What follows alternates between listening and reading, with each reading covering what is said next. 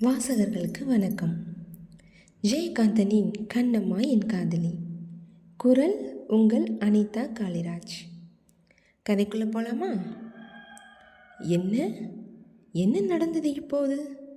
அவன் தன்னை கண்டானா அல்லது அது கற்பனையா என்று எண்ணியவள் மெல்ல நடந்து அவன் அருகே சென்றாள்.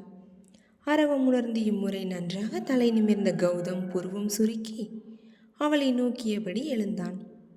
அவனது முக மாறுதல்களை கண்டபடியே அருகே வந்த நித்யா இயல்பாக அவனது கட்டிலில் அமர்ந்து தொலைக்காட்சியை கண்டு, ஹாரி பாட்டர் சீரீஸ் பார்க்கிறீர்களா? ஹஹா, எனக்கும் கூட மிகவும் இஷ்டம். அதீதமான கற்பனை அல்லவா? எத்தனை முறை பார்த்தாலும் சலிக்காது. ஏன் நின்று கொண்டே இருக்கிறீர்கள்? உட்காருங்கள் என்று கூற, கோபமாக அவளை நோக்கியவன், கட்டிலை விட்டு எழுந்திருக்கிறாயா இல்லையா என்று வினவினான். நித்தை தன்னை விரும்புவதாக கூறி முத்தமிட்ட அன்றிலிருந்து அவளை பற்றி மட்டுமே சிந்தித்து கொண்டிருந்தவனுக்கு அறைக்குள் அடைந்து கிடந்த அந்த 2 நாட்களும் எங்கு திரும்பினாலும் அவளது சிரிப்பொலியும் குறும்பு நிறைந்த கண்களுமே வந்து போனது. எதையும் பார்க்க விரும்பாமல் கண்களை இறுக மூடினால் கூட மனக்கண்ணில் அவளது நிலா முகமே தோன்றியது. இது என்ன தொல்லை? எங்கிருந்து வந்தாள் இவள்? அறிமுகமான நாளில் இருந்து இன்று வரை தனக்குள் எத்தனை மாற்றங்களை புரிந்திருக்கிறாள். சிரிப்பை தொலைத்து சந்தோஷத்தை மறந்து குடியில் நிம்மதியை தேடி கிட்டத்தட்ட மரம் போல் உணர்ச்சியற்ற ஒரு வாழ்க்கை வாழ்ந்து கொண்டிருந்தவனை அவளது புன்னகை ததும்பும் விழிகளும் குறும்பு நிறைந்த பேச்சும் எதிர்த்து பேசி வாதாடிடும் திறமையும் சுயநலம் பாராமல் அனைவரிடமும் சரிசமமாக பழகும் விதமும் கேலியும் சிரிப்பும் சிறுபிள்ளைத்தனமான கோபமும் தைரியமும் அவனை கொஞ்சம் அசைத்து விட்டது உண்மைதான். ஒவ்வொரு முறையும் அவனுடன் போராடி இது தவறு என சுட்டிக்காட்டி அதை அவன் மாற்றிக்கொள்ளும் வரை தளராமல் அவனுடன் சண்டையிட்டவள் எந்த உரிமையுடன் நடந்து கொண்டாள்? முதலாளி என்கிற எல்லையை தாண்டி இயல்பாக அவனை நெருங்கினாலே எப்படி? அவனது மனமும் அவளை வெகு இயல்பாக ஏற்றுக்கொண்டதே. ஏன்? 2 வருடங்களாக பெண் வாடையை கூட சுவாசிக்க விரும்பாதவன் அவள் அருகில் இல்லாத நேரங்களை அவஸ்தையாக உணர்ந்திருக்கிறான்.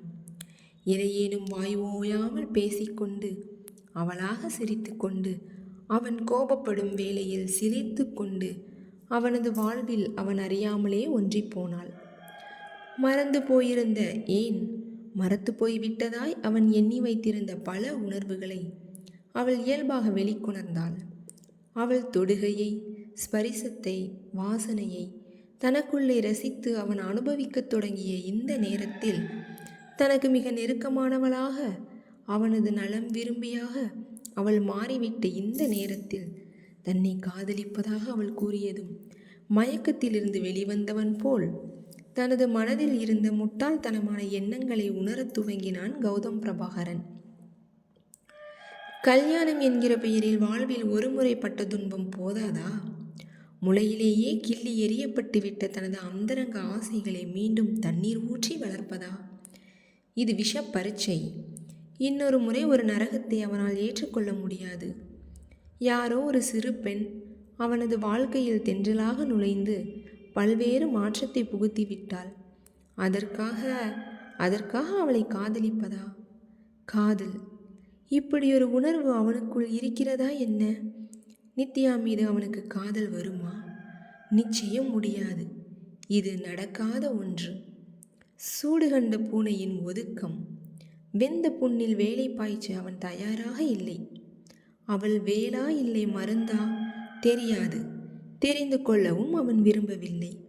நித்யாவை ஒதுக்கியாக வேண்டும் எப்படியேனும். இதுதான் 2 நாட்களாக அறைக்குள்ளேயே அடைந்து கிடந்து அவன் வெகுவாக யோசித்து எடுத்த முடிவு.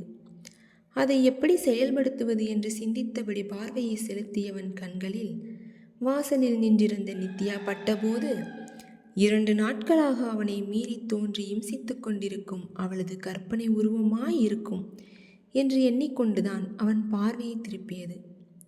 ஆனால் அந்த கற்பனை உருவம் தன்னருகே நடந்து வந்தபோதுதான் நிஜமாகவே அவள் வந்துவிட்டாள் என்று உணர்ந்து அவன் வேகமாக கட்டிலை விட்டு எழுந்தது.